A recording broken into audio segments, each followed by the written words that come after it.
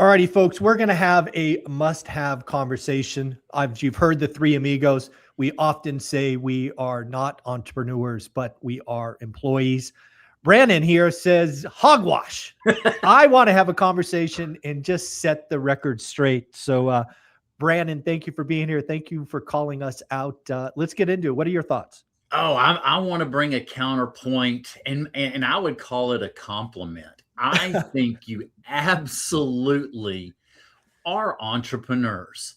And maybe you just have been in that W-2 and you don't feel it that way, but I do think you operate and others that are in real estate begin to operate as entrepreneurs. Maybe I would call it investor little e entrepreneur.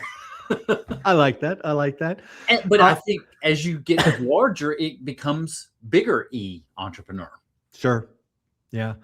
Yeah. I go back and I always think about that cash flow quadrant, which was the second or third book I read after Rich Dad, Poor Dad. Yes. And it's like employee, small business owner, big business, investor. And for me on that quadrant, it always felt like you had to go that direction, right? You went from this to this to this to this. And I'm like, screw that. I'm just going like right from here to here. So definitely agree that I'm an investor. Not sure about the entrepreneur. Certainly, I think it's fair to say at this point, 8 years I've been retired. We're building this brand one rental at a time. You have to acknowledge, or at least I have to acknowledge, I'm an entrepreneur now. I would say that too. I agree. Yeah. I agree. But when I have this conversation, I'm really talking about Mike Zuber, the first 10 years, right? The first 5 years. And because that's where I think most people are, right? Most people aren't 25 years in the business. Most people aren't 8 years retired. And maybe it's just definitions. Like, what is your definition of an entrepreneur? Let's start there. What do you think makes someone an entrepreneur? For me, and maybe it's just my background too, it's starting a business from the ground up, and you're learning how to understand financial statement, how to manage that business. And I always call it, I think I call it the lore, the language of real estate, and the terminology we use maybe is slightly different terminology, but it goes back to financial statements. Sure. When we talk cash on cash return, it's a combination of the balance sheet, our capital into it, and the profit and loss statement. When we're talking how much profit that cash flow is on that property, that is a profit and loss statement. When we're talking NOI, we're talking about the profit and loss, but also the efficiency of the asset that we have. The product is real estate. Sure. Our customer is our tenant. How do we improve revenues? Sure. How do we stabilize expenses? All of those things are done from an entrepreneur standpoint, a good entrepreneur. And we see it. Those that get into it passively, and we're talking about a lot of accidental landlords right now. Sure. And I think if they look at themselves not as a landlord and I've got a property, I've got to rent it out till I sell it, they're going to struggle that much more. But some of them will take ownership of it. When we get into any business, it's very active at first. Yep. Over time, a good business owner, it can become increasingly passive.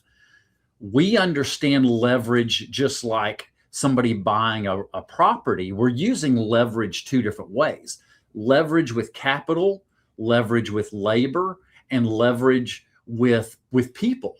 We're doing the same thing in owning real estate. Our network, and you've mentioned it, our network, that is leverage with people, just in different ways. It's functioning very similar. And so that's my counterpoint.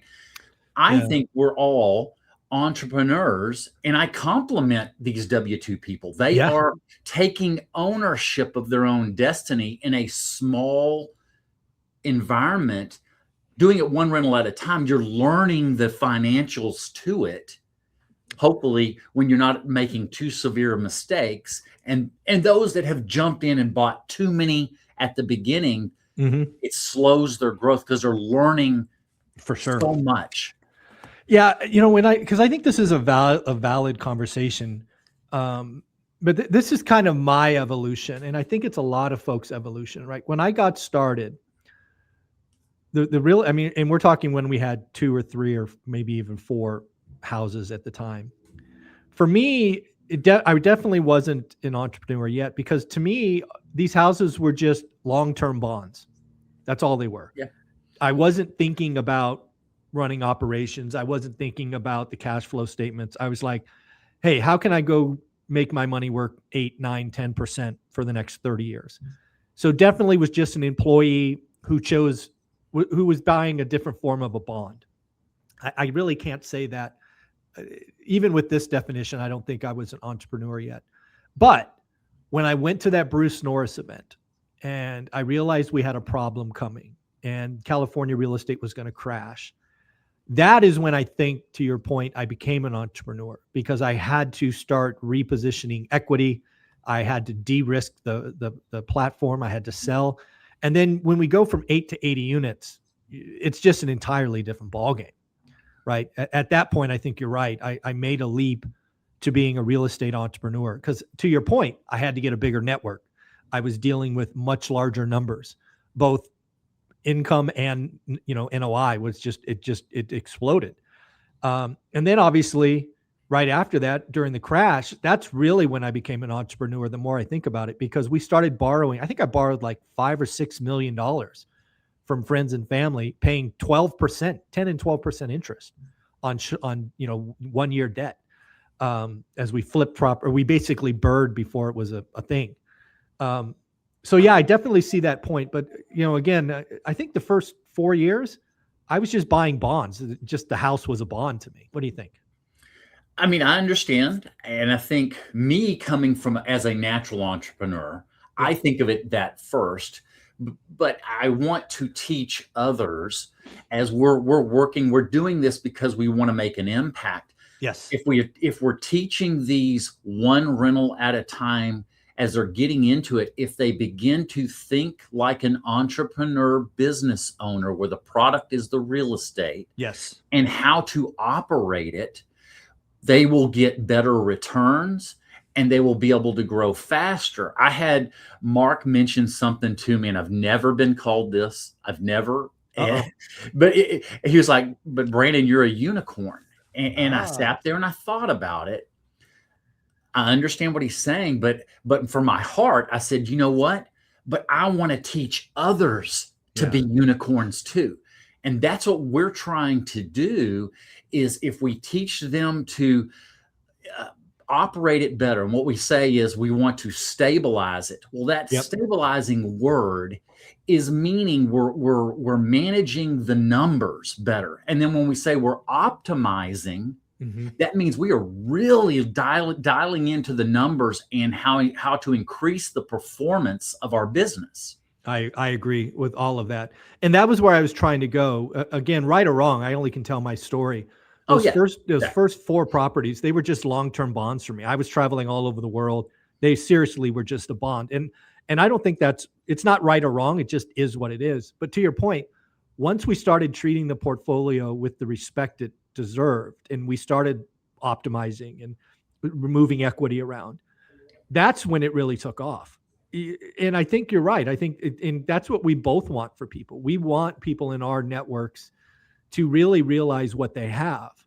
And we want them all to become unicorns themselves. Yes. Yeah, we want a whole bunch of unicorns with solid portfolios, producing wealth and cash flow. That's what we want for everybody. So yeah, I agree with that. And you've called it here today, this year. What did you call this year? The year of the what? Operators. And what is that? That's an entrepreneur. Yeah. And we're trying to teach those things so that they don't lose their real estate. They don't make a next new purchase of the product that they're going to own to sell to the customer. Yeah. We want to optimize it. I've got a video I just created that'll be coming out actually Thursday. Nice. Saying how my rents have gone down, but I've increased my cash flow. How did I do it? Nice. I began to optimize over the last 2 years, as I've learned too. We're all learning. Yep. As my portfolio has gotten larger, I'm learning how to optimize. And I was going through it, discussing how I did it, how I highlighted certain key expenses, lowered those expenses, and increased my cash flow per door, which the net. I did all these things. And that's, I think, teaching how to become an optimized real estate investor entrepreneur. I know. I agree with you. I think the right answer is you need to treat your portfolio like an entrepreneur, right? And that means optimizing and not going too fast. Because you're absolutely right. The whole key to getting wealth is step 3. You got to hold it for a decade. You can't ladder up. You can't go so fast that you spin out of control and go bankrupt. That doesn't help anybody.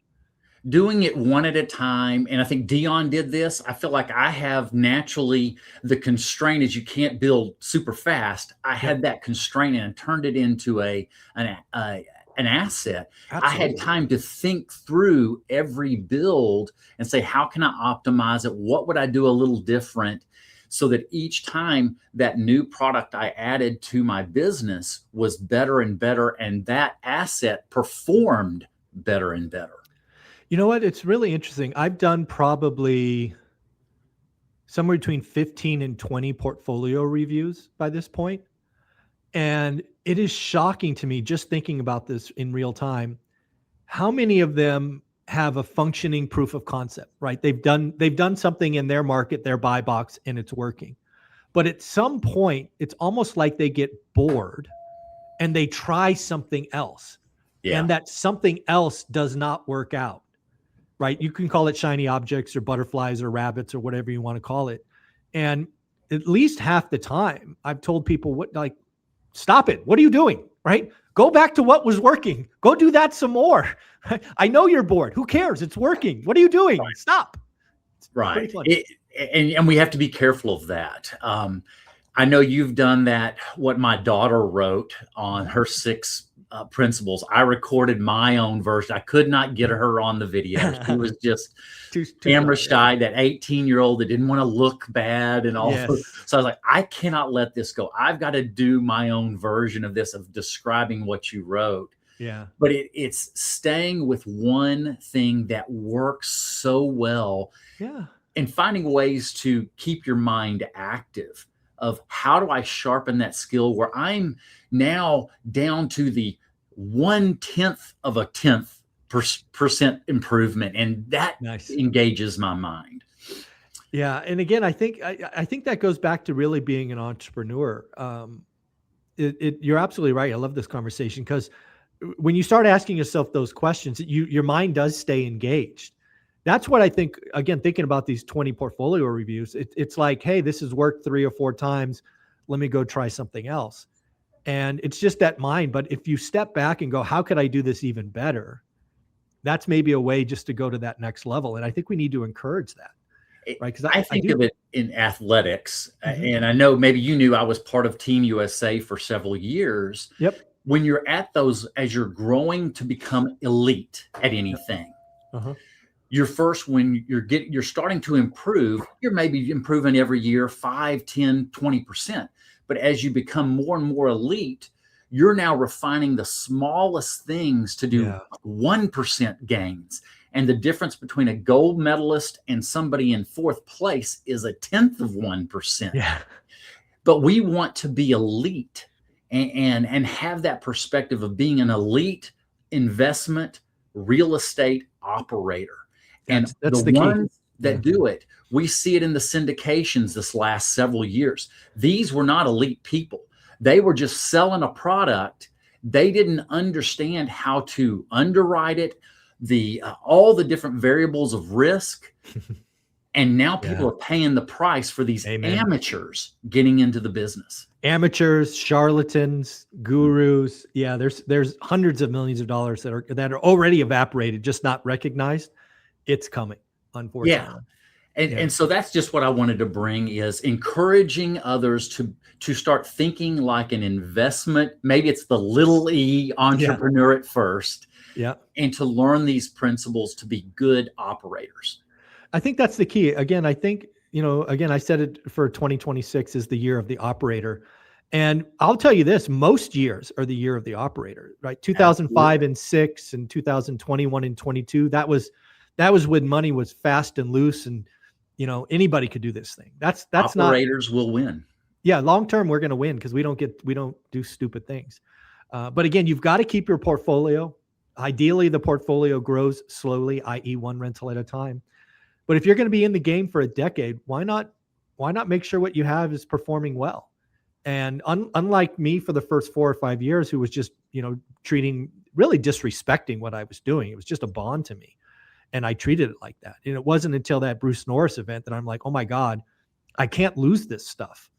And, right. We made some decisions. So that was a wake up call. Yeah. So those are a lot of my points. And we're using the terminology. It's framed in real estate, loan to value, that we're talking about a balance sheet. Yep. And the better loan to value we have, the more secure our balance sheet is, that protects us for the long term. Yep. Strong cash flow protects us for the long term. Yep. All of these things are just, we're using the language of real estate, but they are financial statement discussions. Love it. Brandon, you're doing a lot of great stuff on YouTube. What is the YouTube channel? It's Building Wealth Flow. Awesome. Love it. Take care. Have a great day. Thank you.